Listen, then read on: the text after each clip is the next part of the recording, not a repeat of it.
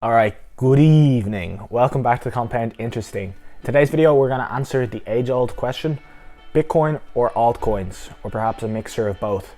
So the reason I want to bring out this video is because Bitcoin or the cryptocurrency markets tend to go in these 4-year cycles. Historically, they've gone in these 4-year cycles, and right now is the exact same point where I got first got involved in Bitcoin and cryptocurrencies.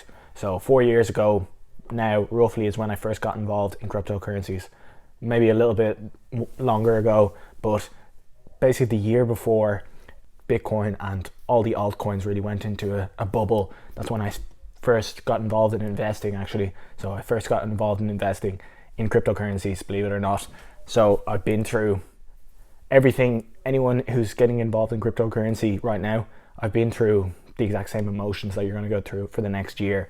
So I definitely don't want you to make the same mistakes I did, because I got sucked into a lot of altcoins, and yeah, I made an enormous amount of money in 2017 and lost an enormous amount of money. Well, like, I never sold, but like I never cashed out any gains. So on paper I made a fortune and lost a fortune. So I don't want that to happen to you. Oh my god, even though they broke, oh my god. So the problem was I kind of just started buying loads and loads of altcoins without really researching them at all. Just watching a few videos about them and deciding, yeah, I'm going to buy this coin. And then I wake up a few days later and it tripled in price. And I'm like, oh my God, I'm a genius. And obviously I was not a genius whatsoever. But that would be my first suggestion, is that if you're a noob, just stick to Bitcoin. If you're a complete noob in the cryptocurrency space, just stick to investing or researching Bitcoin. And then once you understand and have researched Bitcoin, and maybe have invested some after you've researched Bitcoin thoroughly, then perhaps you can start looking into researching the other altcoins. But don't just go ham and buy everything without really researching the rest of them, because Bitcoin is king for a reason, and it takes up more than 60% of the entire cryptocurrency market for a reason. It's not just because it was the first, it's because perhaps it is the best. So we'll get into all of that right now. So I think it's a wise idea, if you're going to be looking into altcoins, first look into the top 10. So the best ones in the top 10 for me, that's Ethereum and Chainlink, and I might go further into depth about my top altcoins another time. But for now, those are my top altcoins in the top 10. And then once you've researched the top 10 coins, then you can start looking in the top 20 and the top 50 and gradually make your way down. Now there's like probably 3,000 or 4,000 cryptocurrencies now. So if you want to get those 1000x baggers, you can. It's actually quite, well, it's not easy whatsoever, but it's easy in the sense that for a stock, it's much harder to 1000x than for a cryptocurrency, just because of the differential in market cap. So for a stock to 1000x in market cap, like Amazon did, or like Apple did, like I've talked about before, they're starting at a much higher market cap, whereas the cryptocurrencies could literally start at tiny market caps, because they're not public companies. So they don't have to go through the same rigmarole, and they don't have to be analyzed by the SEC. They don't have to do all that stuff. They can basically become a public company without going through the whole, without really proving anything. Like normal companies that become public, they have to actually have revenue. Usually they have to have revenue, and they have to show that they're going to grow and do well in the future, and they have to have a considerable market cap to begin with, like at least a few $100 million, whereas some cryptocurrencies are like $50 million or $10 million in market cap. So just for the fact that they're so low market cap, I kind of equate to investing in the lower market cap coins, like investing in not even penny stocks. Like I'd say the top 20 coins or the top 50 coins, they're kind of penny stocks. Because I'm using these analogies because I'm assuming a lot of people watching this video are invested in stocks. Now, anything below like the top 50 market cap coins, I would equate that to investing in a venture capital or some sort of venture capital, where you're investing in a really small company. So there's enormous risk when you're going into these coins. So with the really small market cap coins, like for example, YFI, within like the space of a month, it opened trading at $3 and it went to $30,000 within a month. So like you can get these absolutely astronomical returns when you're looking at these tiny market cap ones, if you pick the right coins. So like that coin went from $3 to 30,000 in like a month, or maybe a bit over a month. That's a 10,000x in a month. So it's absolutely insane.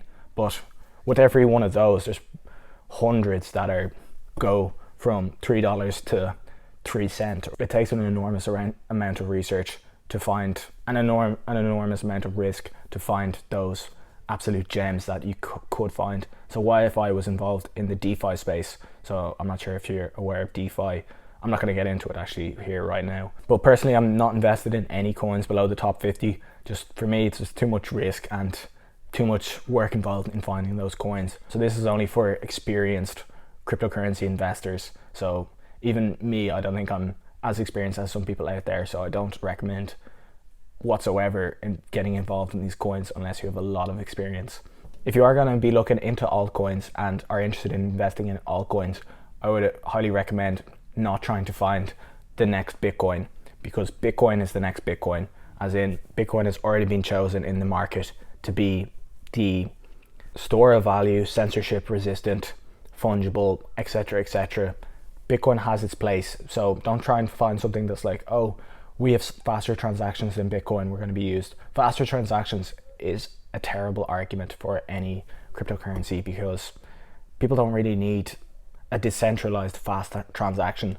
If they want something to be a decentralized transaction, there's such a niche market for a decentralized transaction that's also fast, if you know what I mean. So don't look for something that's just faster than Bitcoin. It's not a very appealing value proposition when you consider that Visa or any sort of centralized payment system is much, much faster than even the likes of Litecoin or any other faster transaction mechanism. So like Litecoin, Bitcoin Cash, because they're kind of the next Bitcoin or Bitcoin killers, or gonna have something that supposedly is better than Bitcoin, or is better than Bitcoin, one feature that's better than Bitcoin but has all this other same properties as Bitcoin. In my opinion, they almost definitely are going to perform much worse than Bitcoin over the long run, and already have, to be honest. So we can look at this chart. This is the Litecoin versus Bitcoin chart. So this is how poorly Litecoin has done since inception versus Bitcoin. You can see a gradual trend downwards. So now it's like 1/10 the value comparisons to Bitcoin. And similarly with Bitcoin Cash, it's probably even worse. I'll put up a chart for you now. But if you do want to look at altcoins, look at something that's completely different from Bitcoin and solves a completely different problem. So the likes of Ethereum, this is a completely different value proposition in the fact that it's smart contracts, which allows, it's not just about transacting money or transacting value. A smart contract is kind of like a vending machine. Sometimes you can equate it to, in the fact that it's a programmable system that if certain conditions are met, a certain outcome will be produced. So with a vending machine, you put in money, the vending machine, smart contract, spits out the chocolate bar. So that's what a smart contract does, and it's locked in and it's mutable. Once the code is set in stone, the contract takes place. So if the conditions are met, the contract will go through, and if the conditions are not met, the contract won't go through. Probably doesn't make much sense to you right now, so I'll probably have to go a bit more in depth in the future. Okay, so finally, the title of the video: Bitcoin or altcoins, or both.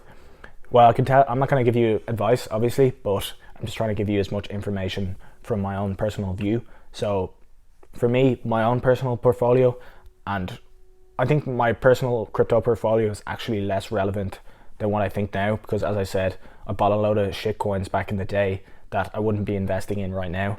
But for me, at the moment, I'm investing the large proportion of my available cash into Bitcoin, and then some money into top 10 coins and a couple of smaller coins. But the large majority is going into Bitcoin and top 10 coins. So if I were to set up from scratch, I would have anywhere from 50% to 100% invested in Bitcoin.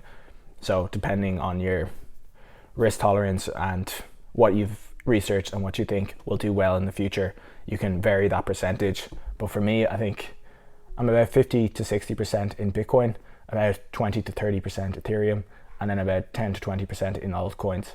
But from being in cryptocurrency, the longer you're in cryptocurrency, this is a hilarious meme that I'll put up for you now. Well, not hilarious, but it's so true, in the fact that the longer you're in Bitcoin, you start off in investing in cryptocurrency, you just think about Bitcoin, and then straight away you're looking at all the altcoins, you're investing in all the altcoins. This is exactly what happened to me. And for me, now I'm at stage 3 here, where I'm investing in Bitcoin, and as it happens, I'm also investing in Ethereum, and at the moment I'm also investing in Chainlink, which isn't the one in that third. That's Monero, which I also do like as another good coin. But then I don't know if I'm ever going to get to that 4th cycle where it's just Bitcoin again, but maybe I'm getting a bit close, because the more you're into crypto, the more you realize the value proposition of Bitcoin and just Bitcoin by itself. So I've talked about Bitcoin a lot in the last few videos, so I'll link a few videos up there that you might be interested in to learn more about Bitcoin. That's where I'm at personally in regards to Bitcoin or altcoins. So most of your money, no matter what stage of investing in cryptocurrency you are, most of your money should be going into Bitcoin, in my own personal opinion, in comparisons to the altcoins. All cryptocurrencies are highly speculative. Even Bitcoin is somewhat speculative.